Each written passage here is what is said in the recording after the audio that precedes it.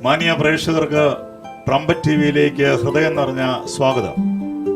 ഒരു പുരുഷായുസ് മുഴുവൻ കർത്താവിന്റെ വേലയിൽ വളരെ ശക്തമായി അധ്വാനിക്കുന്ന വടക്കേണ്ടിയുടെ അപ്പോസ്തലൻ ഡോക്ടർ PG വർഗീസിന്റെ പ്രിയപ്പെട്ട സഹധർമ്മിണി സിസ്റ്റർ ലില്ലി വർഗീസ് ആണ് ഇന്ന് പ്രത്യേക അതിഥിയായി നമ്മുടെ മുൻപിലുള്ളത്.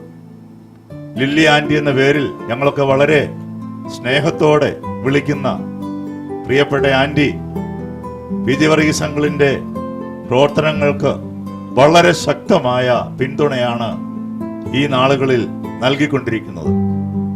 ഒരുപക്ഷെ കർത്താവിന്റെ ഈ ദാസി പ്രിയ അങ്കിളിന്റെ സഹധർമ്മിണി അല്ലായിരുന്നുവെങ്കിൽ അദ്ദേഹത്തിന്റെ പ്രവർത്തനം ഇത്രമാത്രം ഊർജ്ജസ്വലമാകുമായിരുന്നോ എന്നുപോലും സംശയിക്കത്തക്ക രീതിയിൽ അത്രമാത്രം ക്രിസ്തുവിന് വേണ്ടി രണ്ടുപേരും കുടുംബമായി സുവിശേഷ വയലിൽ മുന്നോട്ട് പോയിക്കൊണ്ടിരിക്കുകയാണ്. ഇന്ന് ഈ പ്രോഗ്രാമിലൂടെ പ്രിയപ്പെട്ട കർത്താവിന്റെ ദാസിയുടെ ജീവിതത്തിൽ ദൈവം ചെയ്തു കൊടുത്തിട്ടുള്ള അനേകം നന്മകൾ അത് തീർച്ചയായിട്ടും നമ്മുടെ പ്രേക്ഷകരുടെ വിശ്വാസ വർധനവിനും ആത്മീയ പുരോഗതിക്കും ഇടയാകുമെന്ന് ഞങ്ങൾ വിശ്വസിക്കുകയാണ്. പ്രിയ ലില്ലി ആന്റിക്ക് ഈ പ്രോഗ്രാമിലേക്ക് ഹൃദയം നിറഞ്ഞ സ്വാഗതം. ആദ്യമായി ചോദിക്കുവാനായിട്ടുള്ള ഒരു ചോദ്യം, പുസ്തകത്തിലൂടെ ആന്റിയെ കുറിച്ച് ഒരുപാട് കാര്യങ്ങൾ വായിച്ചറിയുവാനായിട്ടിടയായി. 8ാമത്തെ വയസ്സിൽ ആന്റിയുടെ പിതാവ് മരിച്ചു. ചെറുപ്പത്തിൽ നരകത്തെയും സ്വർഗത്തെയും കുറിച്ച് അല്ലെങ്കിൽ നരക ജീവിതത്തെ കുറിച്ചൊക്കെയും വളരെ ഭയമായിരുന്നു. എങ്കിലും യേശുവിന് വേണ്ടി ഹൃദയം കൊടുക്കുവാനായിട്ട് വളരെ ചെറുപ്പത്തിൽ തന്നെ ആഗ്രഹിച്ചിരുന്നുണ്ട്. വീടിന് സമീപമുള്ള മിക്കവാറും മാർത്തോമാ സഭയുടെ കൺവെൻഷനുകളിലൊക്കെയും തുടർമാനമായി സംബന്ധിക്കുമായിരുന്നു. പ്രസംഗകർ രക്ഷാനിർണയത്തിന് വേണ്ടി ആഹ്വാനം ചെയ്യുമ്പോൾ ആരും കാണാതെ കൈപൊക്കി കർത്താവിനെ ഹൃദയത്തിൽ രക്ഷകനായി സ്വീകരിക്കുമായിരുന്നു. ആ ബാല്യകാല അനുഭവം ഒന്ന് വിശദീകരിക്കാം. എല്ലാ വർഷവും ഞങ്ങളുടെ നാട്ടിൽ വാളകത്ത് മാർത്തോമാക്കാരുടെ കൺവെൻഷൻ ഉണ്ടാകുമായിരുന്നു. ആ സമയത്ത് സുവിശേഷം നന്നായി പറയുമായിരുന്നു. പാപത്തെക്കുറിച്ചും നീതിയെക്കുറിച്ചും സ്വർഗരാജ്യത്തെക്കുറിച്ചും നരകത്തെക്കുറിച്ചും ഒക്കെ പറയും. പാപത്തെക്കുറിച്ച് പറഞ്ഞിട്ട് അവസാനമായിട്ട് യേശു ക്രിസ്തുവിലൂടെയുള്ള രക്ഷയെക്കുറിച്ച് പറഞ്ഞിട്ട് അവർ ആഹ്വാനം ചെയ്യും. ഓൾട്ടർ കോൾ ചെയ്യും. ഓൾട്ടർ കോൾ ചെയ്യുന്ന സമയത്ത് എനിക്ക് അന്ന് നാണക്കേടാണ് ഞാൻ ക്രിസ്ത്യാനിയാണെന്ന് പറയുന്നത്. കാരണം എൻ്റെ കൂടെ ഉള്ളവരൊക്കെ അന്ന് എൻ്റെ കൂട്ടുകാരെല്ലാം എൻ്റേത് ഹിന്ദുസായിരുന്നു. അതുകൊണ്ട് വെളിയിൽ പറയുന്നത് എനിക്കിഷ്ടമില്ല. പക്ഷേ പാപത്തെക്കുറിച്ചുള്ളതായ ബോധം എൻ്റെ അകത്തുണ്ടാകുന്നതായ സമയത്ത് അന്ന് പാവാട ഇട്ടുകൊണ്ടാണ് ഇരിക്കുന്നത്. ഇങ്ങനെ പതുക്കെ പാവാടയുടെ അടിയിൽ കൂടെ കൈ വെച്ചിട്ട് പറയും, കർത്താവേ നിനക്ക് കൈ കാണാമല്ലോ എന്ന് പറഞ്ഞ് ആ പ്രാർത്ഥന, ഏറ്റുപറച്ചിലിൻ്റെ പ്രാർത്ഥന ഞാൻ പലപ്പോഴും പ്രാർത്ഥിച്ചിട്ടുണ്ട്. പക്ഷേ ജീവിതത്തിനകത്ത് കുറ്റബോധമുണ്ട്. പക്ഷേ എന്നാൽ വിചാരിക്കുന്ന വിധത്തിൽ യേശുവിൻ്റെ സ്വഭാവത്തിലായി തീരുവാൻ എനിക്ക് ബുദ്ധിമുട്ടുകളുണ്ടായിരുന്നു. എന്നാൽ 17 വയസ്സ് കഴിഞ്ഞ സമയത്ത് യുവജന സഖ്യത്തിൻ്റെ ഒരു മീറ്റിങ്ങിൽ പരിപൂർണമായിട്ടും ദൈവസന്നിധിയിൽ സമർപ്പിച്ചു. ബാല്യത്തിൽ മഹാന്മാരുടെ ജീവചരിത്രം വായിക്കുന്നതിൽ വലിയ താല്പര്യമുണ്ടായിരുന്നുവെന്ന് വായിക്കുകയുണ്ടായി. അനേക മഹാന്മാരെ കുറിച്ചും മഹതുകളെ കുറിച്ചും ഒക്കെ തുടർമാനമായി വായിച്ചിരുന്നു. അവരിൽ ആരെ അനുകരിക്കുവാനായിട്ടാണ് അല്ലെങ്കിൽ ആരുടെ സ്വഭാവം ജീവിതത്തിൽ പകർത്തുവാനായിട്ടാണ് പ്രത്യേക താല്പര്യമുണ്ടായിരുന്നത്? ഗാന്ധിജിയും ഫ്ലോറൻസ് നൈറ്റിംഗേലും ആയിരുന്നു. ഗാന്ധിജിയുടെ ത്യാഗ മനോഭാവം എന്നെ വളരെയേറെ സ്വാധീനിച്ചിട്ടുണ്ട്. ഫ്ലോറൻസ് നൈറ്റിംഗേലിൻ്റെ സാമൂഹികമായിട്ട് പ്രവർത്തിക്കുന്നതായ, മറ്റുള്ളവരെ പരിചരിക്കുന്നതായ ആ സ്വഭാവവും എന്നെ വളരെയേറെ സ്വാധീനിച്ചിട്ടുണ്ട്. ഒരു മഹാത്മാവ് ഇങ്ങനെ പറഞ്ഞിട്ടുണ്ട്, നിങ്ങളുടെ ഒരു മകനെ 5 വയസ്സ് വരെ എന്നെ ഏൽപ്പിക്കുക. ഒന്നുകിൽ ഞാൻ അവനെ ഒരു വിശുദ്ധനാക്കാം, അല്ലെങ്കിൽ ഞാൻ അവനെ ഒരു പിശാചാക്കി മാറ്റാം. നമ്മുടെ ചെറുപ്പത്തിലുള്ളതായ, അതായത് 1 വയസ്സ് മുതൽ 5 വയസ്സ് വരെയുള്ള ജീവിതത്തിൽ നമുക്ക് ലഭിക്കുന്ന ട്രെയിനിങ് ആണ് ഭാവിയിൽ നമ്മൾ ആരായി തീരുമെന്നുള്ളതിൻ്റെ അതിൻ്റെ ഒരു തുടക്കം കുറിക്കുന്നത്. ആന്റിയുടെ ജീവചരിത്രത്തിൽ പുസ്തകങ്ങളിൽ ഞാൻ വായിക്കുകയുണ്ടായി. അധ്യാപകനായിരുന്ന മൂത്ത സഹോദരൻ ജീവിതത്തിൽ വലിയൊരു മാതൃകയായിരുന്നു. അദ്ദേഹമായിരുന്നു വാസ്തവത്തിൽ ഇന്നത്തെ ഒരു ആത്മീയ നിലയിലേക്ക് പരോക്ഷമായിട്ടെങ്കിലും ആന്റിയെ കൊണ്ടുപോകുവാനായി ഒരു ചൂണ്ടുപലകയായി പ്രവർത്തിച്ചിരുന്നത്. തീർച്ചയായിട്ടും യാതൊരു സംശയവുമില്ല. പ്രാർത്ഥനാ ജീവിതം, വിശ്വാസ ജീവിതം, വിശുദ്ധിയുള്ളൊരു ജീവിതം, മറ്റുള്ളവരെ കരുതുന്നതായ, സ്നേഹിക്കുന്നതായ ഒരു സ്വഭാവം, അദ്ദേഹം ഞങ്ങളെ ക്രിസ്തുവിൻ്റെ സ്വഭാവത്തോട് അനുരൂപരാകത്തക്ക രീതിയിൽ ജീവിച്ച് ഞങ്ങളെ സ്വാധീനിച്ചിട്ടുണ്ട്. അതുപോലെ തന്നെ പ്രൈമറി സ്കൂളിലെ ഹൈസ്കൂളിലെ പഠനമെല്ലാം കഴിഞ്ഞ് കോളേജിൽ ചേരുവാനായിട്ട് പോയപ്പോൾ ഭക്തിയായ മാതാവ് ഒരു ഉപദേശം നൽകുന്നുണ്ട്. മോളെ, പിഴച്ചു പോകാതെ നീ കുടുംബത്തിന് നാണക്കേടൊന്നും വരുത്തി വയ്ക്കരുത്. അന്ന് സ്വാഭാവികമായി 15-16 വയസ്സ് പ്രായമുള്ള സമയത്ത് ഈ പഴഞ്ചനായ അമ്മയുടെ ഉപദേശത്തോട് അല്പം പുച്ഛവും ദേഷ്യവും ഒക്കെ തോന്നിയിട്ടുണ്ട്. എങ്കിലും പിന്നീട് അല്ലെങ്കിൽ ഇന്ന് ചിന്തിക്കുമ്പോൾ അമ്മയുടെ ആ ഉപദേശം വളരെ പ്രസക്തമായിരുന്നുവെന്ന് ഇന്ന് പല കുട്ടികളുടെയും ജീവിതവുമായി താരതമ്യം ചെയ്ത് നോക്കുമ്പോൾ അങ്ങനെ തോന്നിയിട്ടുണ്ടോ? തോന്നിയിട്ടുണ്ട്. അമ്മ അന്ന് എന്നോട് പറഞ്ഞ സമയത്ത് എനിക്ക് ഇത്രയ്ക്ക് മാത്രമേ ഉള്ളൂ എന്നെക്കുറിച്ചുള്ള വിലമതിപ്പ് എൻ്റെ അമ്മയ്ക്കെന്ന് വിചാരിച്ചു. കാരണം എൻ്റെ അധ്യാപകർ, എൻ്റെ സഹോദരങ്ങളൊക്കെ എന്നെക്കുറിച്ച് വളരെ നല്ല സ്വഭാവം പറയുന്ന കൂട്ടത്തിൽ എൻ്റെ അമ്മ ഇങ്ങനെ എന്നോട് പറഞ്ഞപ്പോൾ എനിക്ക് വിഷമം തോന്നി. പക്ഷേ അതെന്നെ എൻ്റെ ജീവിത യാത്രയിൽ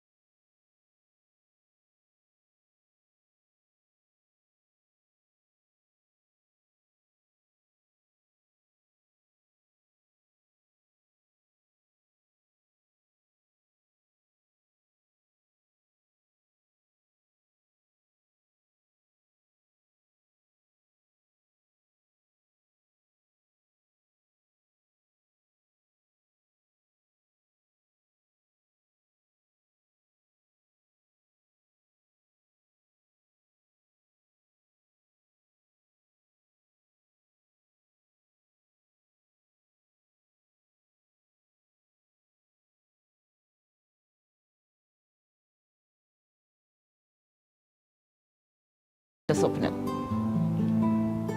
വിവാഹം കഴിച്ചാൽ അത് ഒന്നുകിൽ ഒരു അധ്യാപകനായിരിക്കണം, അല്ലെങ്കിൽ ഒരു പള്ളിയിലച്ഛനായിരിക്കണം. ഇതായിരുന്നു ആന്റിയുടെ യൗവനകാലത്തെ ഒരാഗ്രഹം.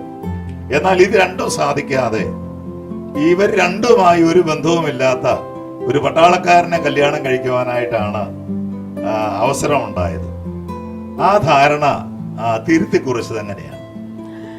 എൻ്റെ സഹോദരനാണ് ഈ വിവാഹാലോചന കൊണ്ടുവന്നത്. എന്നെ സ്നേഹിക്കുന്ന, എന്നെ കരുതുന്ന എൻ്റെ സഹോദരൻ എനിക്ക് ദോഷമായിട്ട് ഒന്നും ചെയ്യുകയില്ല എന്നെനിക്ക് നന്നായിട്ട് അറിയാമായിരുന്നു.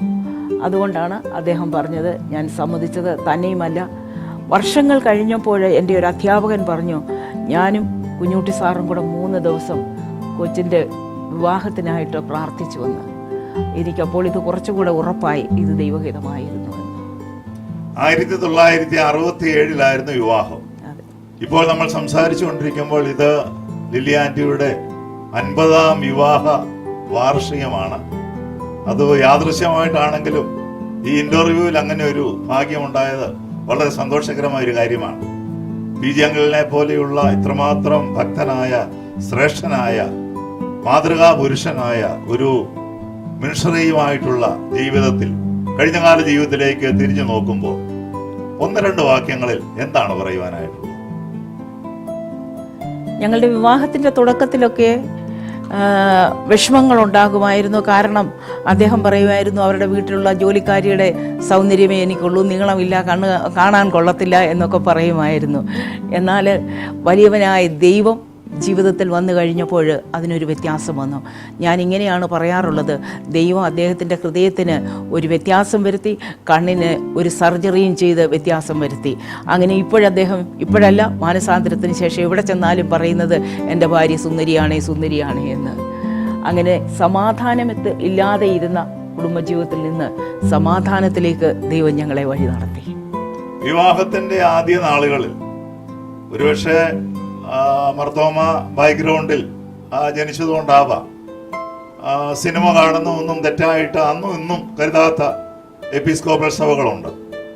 വിവാഹത്തിന്റെ ആദ്യ നാളുകളിൽ മനസ്സില്ലാ മനസ്സോടെയാണെങ്കിലും ഭർത്താവിന്റെ കൂട്ടത്തിൽ സിനിമയ്ക്ക് പോകുമായിരുന്നുവെന്ന് ആ പുസ്തകത്തിലുണ്ട്. അങ്ങനെ സിനിമയ്ക്ക് പോകുമായിരുന്നെങ്കിലും എന്നും പ്രാർത്ഥിച്ചു കിടക്കുന്നതായ ഒരു സ്വഭാവം ഉണ്ടായിരുന്നു. ജീവിതകാലം മുഴുവനും ബീജങ്ങൾ മാനസാന്തരപ്പെടാതെ ഒരു പട്ടാളക്കാരനായി മാത്രം തുടരുമോ എന്നുള്ളൊരു ചിന്ത മനസ്സിനെ അലട്ടിയിരുന്നു. പ്രാർത്ഥനയിൽ എനിക്ക് വിശ്വാസമുണ്ടായിരുന്നു, ദൈവം പ്രവർത്തിക്കും എന്നുള്ള ഒരു നല്ല ഉറച്ച വിശ്വാസം എനിക്കുണ്ടായിരുന്നു. പിന്നീട് സുവിശേഷ വേലയ്ക്ക് വേണ്ടി 2 പേരും തീരുമാനിച്ചു, 2 പേരും ഇറങ്ങി. എനിക്ക് പലപ്പോഴും അത്ഭുതം തോന്നിയിരിക്കുന്ന ഒരു കാര്യം, ഇന്ന് പോലും ഒരു ഭാര്യയും ഭർത്താവും വടക്കേ ഇന്ത്യയിൽ കർത്താവിന്റെ വേലയ്ക്ക് വേണ്ടി ഇറങ്ങുക എന്ന് പറയുന്നത് അവർ വളരെ ബുദ്ധിപൂർവ്വം ആലോചിച്ചെടുക്കേണ്ട ഒരു കാര്യമാണ്. അപ്പോഴാണ് വർഷങ്ങൾക്ക് മുമ്പ് നിങ്ങൾ ഇങ്ങനെ ഒരു തീരുമാനം എടുത്തത്. അത് തീർച്ചയായിട്ടും അത്ഭുതപ്പെടുത്തുന്ന ഒരു കാര്യമാണ്. അങ്ങനെ ഒരുമിച്ച് മിഷണറി വേല തുടങ്ങിയ സമയത്ത് കട്രായിലെ തോട്ടികളുടെ കുട്ടികളെ കുളിപ്പിക്കുന്ന രംഗം, അവരുടെ വസ്ത്രം കഴുകി കൊടുക്കുന്നതായ രംഗം, അവർക്ക് ആഹാരം നൽകുന്നത്, ഇതൊക്കെയും ഈ പുസ്തകത്തിൽ വായിച്ച് പലപ്പോഴും കണ്ണു നനഞ്ഞിട്ടുണ്ട്. ഈ ഒരു ദീനാനുകമ്പ, സാധുക്കളോടുള്ള ഒരു ഹൃദയ നൈർമല്യം, അത് പാരമ്പര്യമായി കിട്ടിയതാണോ? അതെങ്ങനെയാണ് ജീവിതത്തിൽ അത് കടന്നു വന്നത്? പാരമ്പര്യമായി കുറച്ച് കിട്ടിയിട്ടുണ്ട്. എൻ്റെ മാതാവ് ജാതി വ്യത്യാസമില്ലാതെ ആൾക്കാരെ സ്നേഹിക്കുകയും പാവപ്പെട്ടവർക്ക് ആഹാരം കൊടുക്കുകയും കുളിപ്പിക്കുകയും ഒക്കെ ചെയ്യുമായിരുന്നു. എന്നാൽ എൻ്റെ അകത്തൊഴുകിക്കൊണ്ടിരുന്നത് എൻ്റെ അപ്പൻ്റെ രക്തമായിരുന്നു. എനിക്ക് വ്യത്യാസമൊക്കെയുള്ള കൂട്ടത്തിലായിരുന്നു. എൻ്റെ സഹോദരനും മനുഷ്യരെ സ്നേഹിക്കുന്ന, മൂത്ത സഹോദരനും മനുഷ്യനെ സ്നേഹിക്കുന്നതായിരുന്നു. ഞങ്ങളുടെ വീട്ടിൽ ക്രിസ്മസിന് കേക്ക് ഞങ്ങളുടെ വീട്ടിൽ കട്ട് ചെയ്യാറില്ല. കേക്ക് വാങ്ങിച്ചിട്ട് ഞങ്ങൾ 2 പേരെയും കൊണ്ട് എൻ്റെ മൂത്ത സഹോദരൻ ഹോസ്പിറ്റലിൽ പോയി വളരെ വയ്യാതെ കിടക്കുന്ന അവർക്ക് അത് കൊടുക്കുമായിരുന്നു.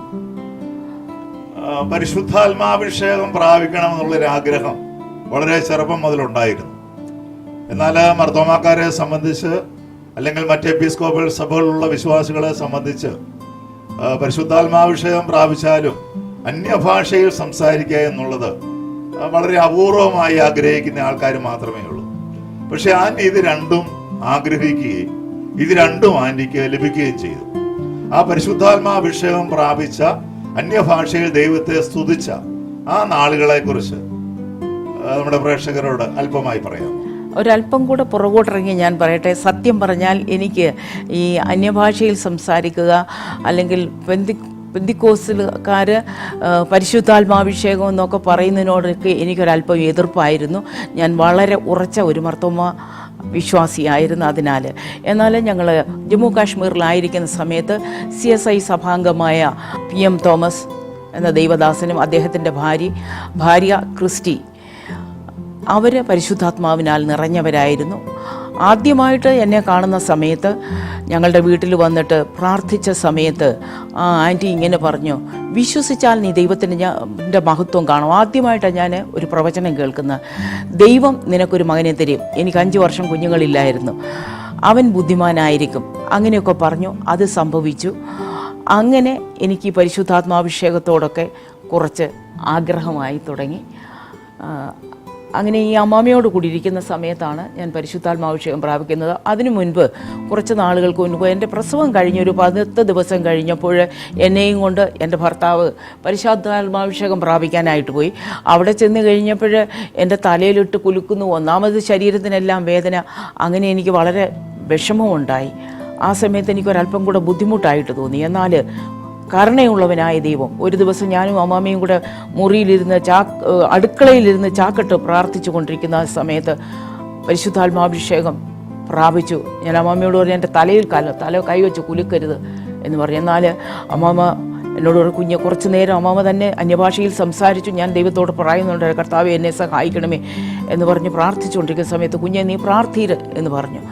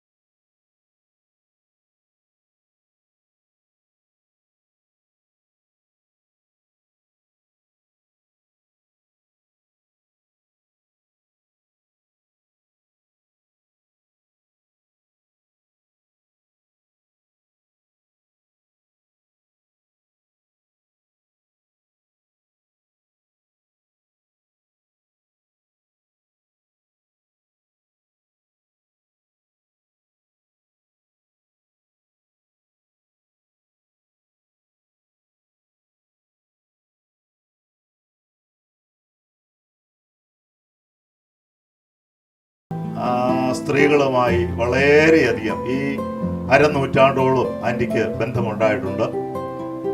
മറ്റു പല സ്ത്രീകൾക്കും അറിയാവുന്നതിനേക്കാൾ കൂടുതൽ വടക്കേ ഇന്ത്യയിലെ ഗ്രാമീണരായിട്ടുള്ള സ്ത്രീകളെയും കുഞ്ഞുങ്ങളെയും പെൺകുട്ടികളെയും അടുത്തറിയുവാൻ ആൻറ്റിക്ക് സാധിച്ചിട്ടുണ്ട്. അവരിന്ന് അനുഭവിക്കുന്ന ആ ദുരിതം, കേരളത്തിലൊന്നും അതുപോലെയുള്ള ദുരിതങ്ങൾ സ്ത്രീകൾ അനുഭവിക്കുന്നില്ല. അങ്ങനെ വലിയ സാമ്പത്തികമായും കുടുംബപരമായും മറ്റെല്ലാ രീതിയിലും ഒരുപാട് ബുദ്ധിമുട്ടുകൾ അനുഭവിക്കുന്ന ഒരു വിഭാഗമാണ് വടക്കേ ഇന്ത്യയിലുള്ളതായ പെൺവർഗത്തിൽ ജനിക്കുക എന്ന് പറയുന്നത് തന്നെ. അങ്ങനെയുള്ള സ്ത്രീകൾക്ക് നമ്മുടെ ക്രൈസ്തവ സഭയ്ക്ക് ചെയ്യുവാൻ കഴിയുന്ന, അല്ലെങ്കിൽ ക്രൈസ്തവ സഭ അവർക്ക് വേണ്ടി അടിയന്തരമായി ചെയ്യേണ്ടതായ കാര്യങ്ങൾ എന്തൊക്കെയാണ്? അവർക്ക് പ്രായമായവർക്ക് വയോജന വിദ്യാഭ്യാസം കൊടുക്കാം. സഭകളിൽ തന്നെ വിദ്യാഭ്യാസമുള്ളവര് പഠിത്തമില്ലാത്ത കുഞ്ഞുങ്ങളെ വിളിച്ചിട്ട് അവരെ പഠിപ്പിക്കുവാൻ നോക്കും, സ്ത്രീകളെ പഠിപ്പിക്കുവാൻ നോക്കും. അവർക്ക് വേണ്ടി എന്തെങ്കിലുമൊക്കെ തയ്യൽ പഠിപ്പിക്കുക, ചെറിയ തൊഴിലുകൾ ചെയ്യാനായിട്ട് സഭയ്ക്ക് അവരെ പഠിപ്പിക്കുവാനൊക്കും, സഹായിക്കാനൊക്കും. അതുപോലെ തന്നെ സാധാരണ നമ്മൾക്കറിയാം, ഇന്ന് സുവിശേഷ വേല ചെയ്യുന്നതായ ബഹുഭൂരിപക്ഷം ആൾക്കാരും കർത്താവിന് വേണ്ടി അധ്വാനിക്കുന്നതോടൊപ്പം തന്നെ കുടുംബത്തിന് വേണ്ടിയും സമ്പാദിക്കുന്ന ഒരു പ്രകൃതം, അത് തെറ്റാണെന്ന് പോലും ആരും ചിന്തിക്കാറില്ല. എന്നാൽ ബീജങ്ങളെ സംബന്ധിച്ചിടത്തോളം അദ്ദേഹം അന്നും ഇന്നും നെഞ്ചത്ത് കൈവച്ച് ഉച്ചത്തിൽ പറയുന്ന ഒരു കാര്യം, IETക്ക് വേണ്ടി എനിക്ക് എൻ്റെ കൈകളിൽ ലക്ഷക്കണക്കിന് രൂപ വന്നിട്ടുണ്ട്, അതിൽ1 രൂപ പോലും എനിക്ക് വേണ്ടി എൻ്റെ കുടുംബത്തിന് വേണ്ടി ഞാൻ എടുത്തിട്ടില്ല. എൻ്റെയോ എൻ്റെ ഭാര്യയുടെയോ കുഞ്ഞുങ്ങളുടെയോ പേരിൽ ഈ ഭൂമിയിൽ ഒരു സ്വത്തുമില്ല എന്ന ഉച്ചസ്ഥരം വിളിച്ചു പറയുവാൻ കഴിവുള്ള, പ്രാഗൽഭ്യമുള്ള ഒരേ ഒരു ദൈവദാസൻ പാസ്റ്റർ PG വർഗീസ് ആണെന്ന് എല്ലാവരും സമ്മതിക്കുന്ന ഒരു കാര്യമാണ്. അദ്ദേഹത്തിന്റെ കൂട്ടത്തിൽ പ്രവർത്തിക്കുമ്പോൾ ഒരു ഭാര്യ എന്നുള്ള നിലയ്ക്ക്, അല്ലെങ്കിൽ 5 കുഞ്ഞുങ്ങളുടെ അമ്മ എന്നുള്ള നിലയ്ക്ക് ഇത് അദ്ദേഹത്തിന്റെ ഒരു പക്ഷപാതപരമായ ഒരു പ്രഖ്യാപനമായി തോന്നി. അല്പമെങ്കിലും അദ്ദേഹത്തോടൊരു വിഷമം തോന്നിയിട്ടുണ്ടോ? വിഷമം അങ്ങനെ തോന്നിയിട്ടില്ല.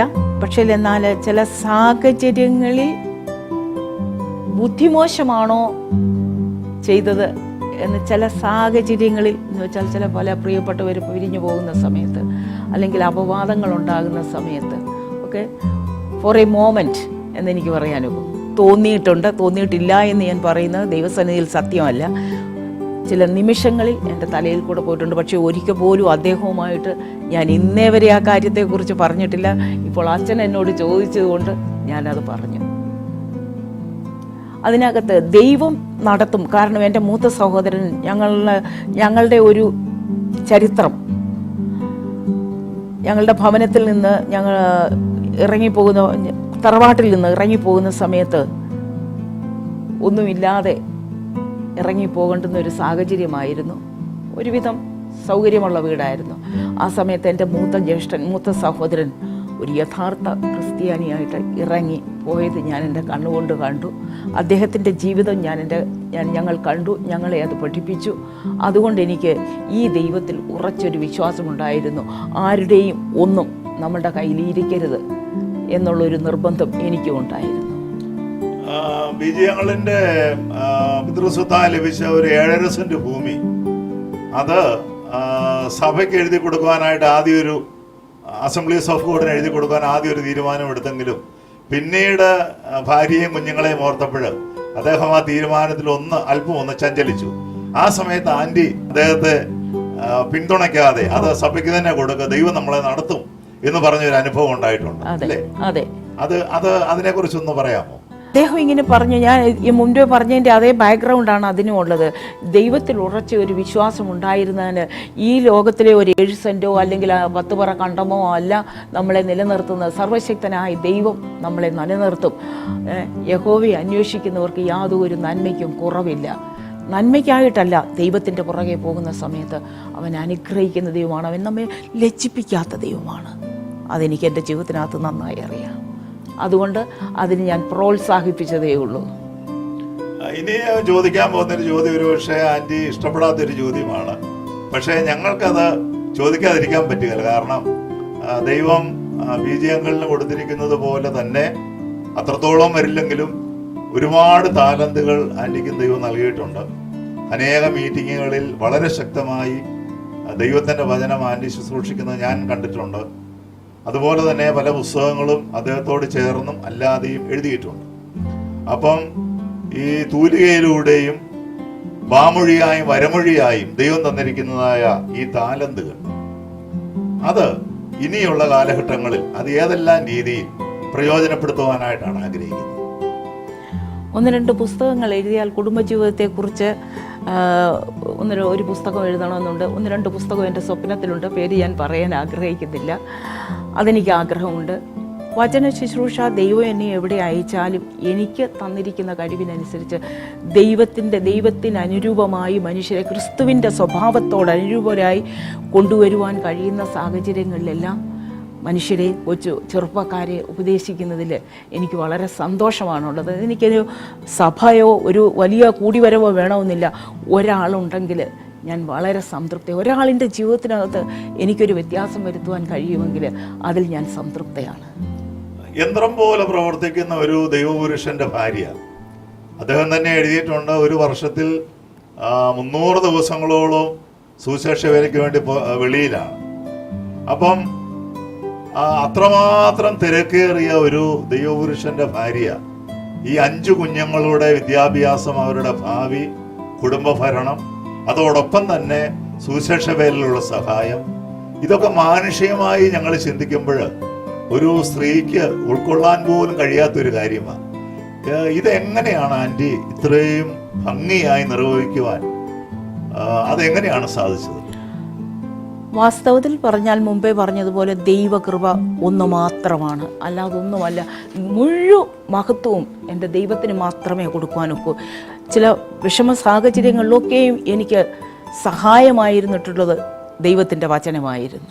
അതെനിക്ക് ഉത്തേജനം തന്നിട്ടുണ്ട്, പ്രോത്സാഹനം തന്നിട്ടുണ്ട്, നിരാശയിൽ എന്നെ ധൈര്യപ്പെടുത്തിയിട്ടുണ്ട്. എൻ്റെ കുഞ്ഞുങ്ങളെക്കുറിച്ച് തന്നിട്ടുള്ള വാഗ്ദത്തങ്ങൾ, നമ്മുടെ ദേശത്തെക്കുറിച്ച് തന്നിട്ടുള്ള വാഗ്ദത്തങ്ങൾ, എൻ്റെ കുടുംബജീവിതത്തെക്കുറിച്ച് തന്നിട്ടുള്ള വാഗ്ദത്തങ്ങളൊക്കെ ഞാൻ വീണ്ടും വീണ്ടും വീണ്ടും പറയും. ഡോക്ടർ BG വർഗീസിന്റെ സഹധർമ്മിണി സിസ്റ്റർ ലില്ലി വർഗീസിന്റെ സുവിശേഷ വേലയിലെ അനുഭവങ്ങളാണ് ഇതുവരെ നാം കേട്ടുകൊണ്ടിരുന്നത്. ഈ ജീവിതഗാഥ ഇവിടെ പൂർത്തീകരിക്കപ്പെടുന്നില്ല. തുടർന്നും ദൈവം ലില്ലിയാൻറ്റിയെ നടത്തിയ അത്ഭുതകരമായ കാര്യങ്ങൾ കേൾക്കുവാൻ നമ്മൾക്ക് കാതോർക്കാം.